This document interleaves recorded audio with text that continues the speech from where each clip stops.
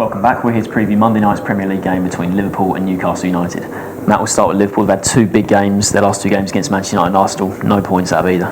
Yeah, it's a really poor return from them, isn't it? They were such good form. They elevated themselves into, people talking about maybe finishing second like they did last season, and they lost to United before Christmas, didn't they? Old Trafford went on that incredible run. The week before lost to United at home. We mentioned that one, poor result from them. Then went to Arsenal, probably had to win that game if they were going to claw some ground back, but got well beat in the end, 4-1. And it was an interesting sort of opening to the game, wasn't it? Arsenal had a lot of chances, but there was that one incident with Sterling and Markovic ball was terrible across any sort of, I think you mentioned, any sort of, tap even would have just sort of rolled it into the path of Sterling, but it hit it far too hard. And so Arsenal got some four great goals from Arsenal.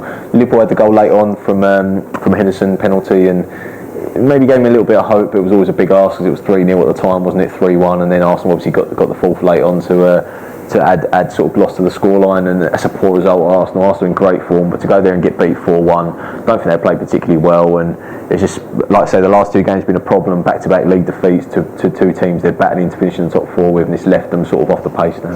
Yeah, certainly it just seems like they've run out of steam a bit, haven't they? I think it was 13 games unbeaten before that United defeat, so yeah, and the chance of them finishing the top four does look very slim now. They're sitting on 54 points after 31 games, 7 points behind City, who, we think they've got a pretty decent end to the season. We can't really see City falling out, but 8 points behind United and then 9 behind Arsenal. So, there's a long way back if they're going to have any chance of clawing back the gap. I mean, I think we talked about United earlier. We said that I personally think United, they're certainly not safe yet. They've got some difficult fixtures coming up, United, in their run. They've probably got 2 winnable games with them. They've got 5 tough fixtures, United. So I think that could give a bit of hope for Liverpool, but in terms of where you look at them, they're level on points with Spurs, Southampton only a point back. So if they don't sort this format soon, there's certainly a chance they could finish in 7th place, which, if you'd said that at Christmas, maybe try and sneak in around the top 7, where they were, they might have said, that's okay. But considering the run they went on, then, like you say, potentially the finishing second behind Chelsea, it would be a really poor finish if they ended up 7th, given how good they were looking in sort of January, February, March. So yeah, certainly areas to improve for them, and their top 4 chances certainly very, very slim now. It's ideal, the stuff that's been going on, is it, behind the scenes of players and Sterling and Henderson. Sterling giving that interview that wasn't sort of authorised by the club was quite poor, poor from him, poor. I think it's poor from his advisors, because obviously Sterling's still a young man, he's going to make mistakes, and to have someone advising him to do that is disappointing, in terms of modern day football, because he's talking about getting flattered link with Arsenal and stuff, and looking at whether he could go, he's talking about going abroad. He wouldn't get in the Barcelona Real Madrid team, that's for certain. He probably wouldn't get on the Barcelona bench maybe, but he certainly wouldn't get in the big games. Pedro can't get in the big games, and he's a great player, so it's just disappointing to see. And Henderson as well keeps turning down new deal. He's obviously going to be the next captain, they think. I think Henderson will sign a new deal eventually. I think that'll get sorted out, but Sterling obviously not doing it, and Sterling really done enough to demand £120,000 a week. I'm not too sure, is he? He's done okay. He's a good player, but he's still learning the game. And I think the problem with Liverpool is in the goals they've lost this season. Obviously Suarez they lost is going to be a massive. He was an incredible player for them. But last season they scored 101 goals and they've only scored 45 this season. So they're going to get nowhere near that in the end of this season. And obviously they conceded a lot of goals last season. They were poor defensively last season. Been okay defensively the last month or so, apart from obviously the last couple of games. But lost a lot of goals, and they're not.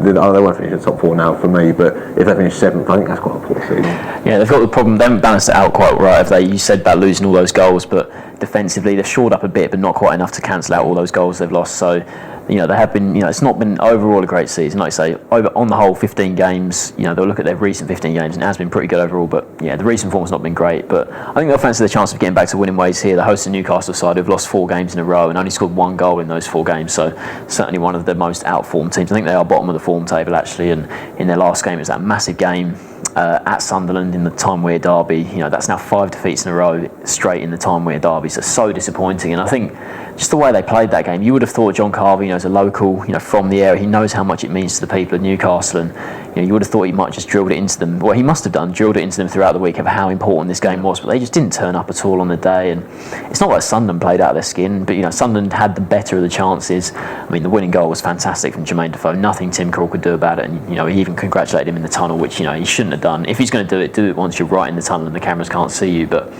that was a goal worthy of winning any derby. But I think Newcastle, the fans must wonder how they've played so badly in that game. I think Carver, 4 defeats in a row now, it'd be, unless he finishes with say 6-7 wins in a row, I'd be very surprised if he keeps the job into next season. But yeah, I think Newcastle in that game, very, very disappointing, and just how they didn't even show much passion in the game is the worst thing. If you're going to lose the game to, say, a late goal that Sunderland nick it or something like that, but they just never really threatened, and yeah, very, very disappointing, and they're sort of really petering out at the end of the season. Yeah, I think Carl was sort of lucky that Pardew left the club in a decent position in the table, wasn't he? Because he's, like I say, he's not been great since he's been there. Sitting 13th in the table at the moment, 9 points clear of the bottom three. So it would take some sort of serious collapse and a lot of form from the teams below him for them to go down. But you talk about them at the moment, like you say, they're not in good form. They're a poor side at the moment. There's just not much going on. Cisse's obviously suspended still from that spitting incident with Johnny Evans, and he's had a decent sort of run of goals for them this season. But yeah, record at Anfield's recently it's not been too bad. They lost 2-1 in the 13-14 season. Last season they picked up a point in a 1-1. Point in 1-1 draw in 12-13. Lost 2-1 last season. So they've had some decent sort of performances at Anfield over the last couple of seasons. So obviously they'll start this game as a massive underdogs, but they might fancy their chances maybe causing a shock, because the run's got to end somewhere, and Liverpool are not in the best form themselves. So you never know. Yeah, sort of billed as a bit of a Premier League classic, this, isn't it? Whenever these two meet. Especially as this is a nighttime game as well, I'm sure in the build-up they'll talk loads about the famous 4-3 game, Collingwood's late goal back in, was it 95, 96, I think maybe. But yeah, certainly it could be a good game, a nighttime game at Anfield. It's got the potential to be a great game. What's your score prediction? I think you got back Liverpool, haven't you? Especially at home against Newcastle. I'd say Newcastle have not been in good form. I think Newcastle will score. I think Liverpool, I think they'll try and have Sturridge and Sterling maybe further forward. I think Liverpool win this 3-1.